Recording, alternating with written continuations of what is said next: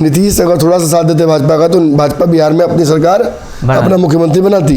कहीं ना कहीं मुकेश सहनी को झटका दिया है, साथ साथ राजद को भी झटका दिया। उपेंद्र कुशवाहा और नीतीश कुमार के वहाँ जी के न चले, इसके लिए वहाँ पृथ्वी माली को उतार दिया है। लेकिन जीत हार का फैसला के बीच में अगर कोई खड़ा है तो वो मुकेश सहनी।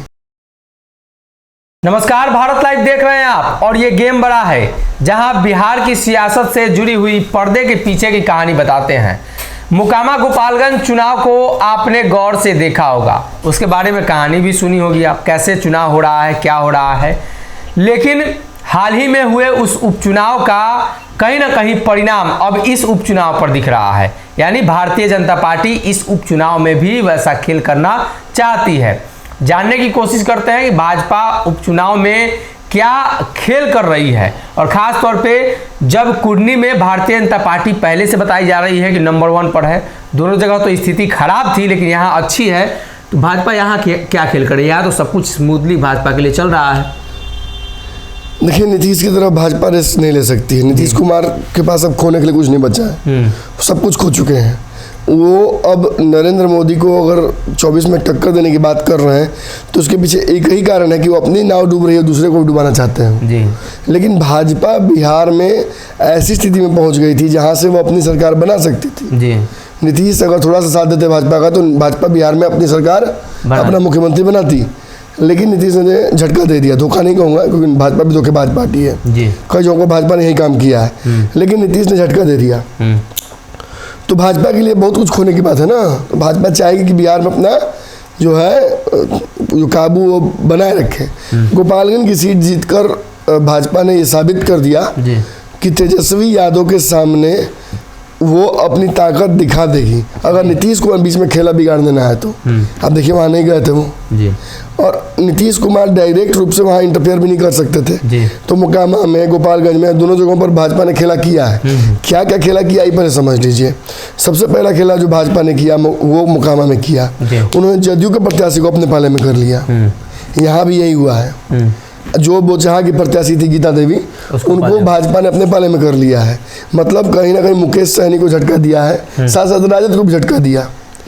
उसके अलावा आपने देखा था कि अंतिम समय में एकदम लास्ट मोमेंट में मोकामा और गोपालगंज दोनों जगहों पर चिराग पासवान गए थे प्रचार करने। हाँ। इन दोनों जगह, इस जगह पर भी देखिए अंतिम समय में चिराग पासवान पहुंचे हैं और उन्होंने जमकर प्रचार किया है। इनफैक्ट कुछ लोग तो पुराने जो पत्रकार हैं अचंभित हैं चिराग पासवान की भीड़ देखकर। कल जिस तरीके से नीतीश के कार्यक्रम में एक घटना हुई, हम तो लगातार बताते रहे कि ऐसी घटना होगी। उस घटना के समानांतर अगर आप इस मंच पर कार्यक्रम जो हुआ उसको देखते हैं तो रवि किशन कोई बहुत बड़े क्राउड पुलर नहीं है बिहार में जी। थोड़े पवन सिंह का खेसारी हैं, उनको कोई बहुत जानने वाले लोग नहीं हैं। लेकिन उस मंच का आकर्षण क्या था? चिराग पासवान। तो भीड़ जो थी वो चिराग को देखने आई थी, चिराग को सुनने आई थी। चिराग अच्छी बातें बोल भी रहे हैं। नीतीश कुमार को चिराग से खतरा भी है जी। पिछले चुनाव में जो किया सो तो किया ही, आगे भी चिराग पासवान नीतीश कुमार को बहुत जगहों पर झटका देने वाले हैं, ये भाजपा सुनिश्चित करेगी जी। तो कहीं ना कहीं उन रणनीतियों को भाजपा बिहार में जो किया 2 उपचुनाव में उनको फिर यहाँ रिपीट करने की कोशिश कर रही है। कुछ और रणनीतियाँ जो पर्दे के पीछे हुई थी, जैसे कि ओवैसी उतरे थे वहाँ पर, तो ओवैसी यहाँ भी उतरे हैं और जो मुस्लिम वोट बैंक है उसको काटने की कोशिश कर रहे हैं। वर्तमान प्रत्याशी जो वहाँ पे थे, जिनको राजद निवास सीट दी थी गोपालगंज में, वो जिस वोट बैंक से आते हैं वो वोट बैंक भाजपा के पास ट्रेडिशनली कहा जाता है। तो भाजपा ने गेम खेल दिया, भाजपा ने उस प्रत्याशी उतारा जिसका वोट बैंक कहा जाता है महागठबंधन की तरफ था। ये खेला यहाँ पर भाजपा ने फिर खेल दिया है। भाजपा ने यहाँ पर मुकेश सहनी को जो वोट बैंक है उसको काटने के लिए लगातार देखिए मुकेश वो जो निषाद वहाँ पे सांसद हैं उनको दौड़ा रहे हैं।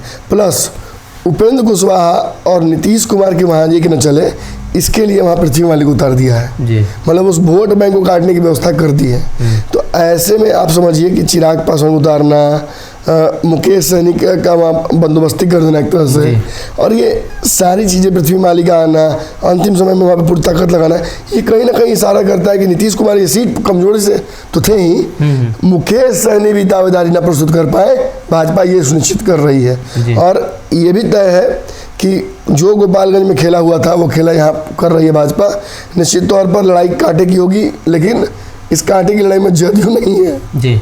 ये कांटे की लड़ाई वीआईपी और भाजपा में के बीच में है। और इसी दोनों में लड़ाई की जीत आ रहा है। देखिए ये समझ लिए नहीं, कल कहिए है कि 20,000 वोट आया तो कैसे आप कह रहे हैं कि नंबर 2 हुआ। मुकेश सहनी जिस तरीके से चुनाव लड़ रहे हैं और भाजपा को जितना परेशान कर रहे हैं उतना नहीं कर पा रही है जदयू। तो वोट भले आ जाए महागठबंधन वाला, लेकिन जीत हार का फैसला के बीच में अगर कोई खड़ा है तो वो मुकेश सहनी जी। तो कहीं ना कहीं मुकेश सहनी लगातार उस क्षेत्र में चुनावी अभियान चला रहे थे और 15 दिनों से लगातार मुकेश सहनी लगभग वहां डटे हुए हैं। भारतीय जनता पार्टी की बात करें तो भाजपा भी अपनी पूरी फौज उतार चुकी है और आज अंतिम दिन था। अंतिम दिन में भारतीय जनता पार्टी ने चिराग को उतारा, जैसा कि मोकामा और गोपालगंज में किया था। अगर ये वीडियो पसंद आई और वह बिहार के राजनीति और बिहारियत से सरोकार रखेनी तो सब्सक्राइब बटन दबा के चैनल के सब्सक्राइब कर ली। ओजे एगो घंटी बा, ओकरा बटन दबा देला से कुल सटीक और मारक खबर रुआ मुफ्त में मिल जाई। अगर रुआ पत्रकारिता के हमनी के नया प्रयोग में सहयोग कर चाहतानी तो ज्वाइन बटन दबा दी। पेटीएम नंबर नोट कर ली 9386816700। धन्यवाद।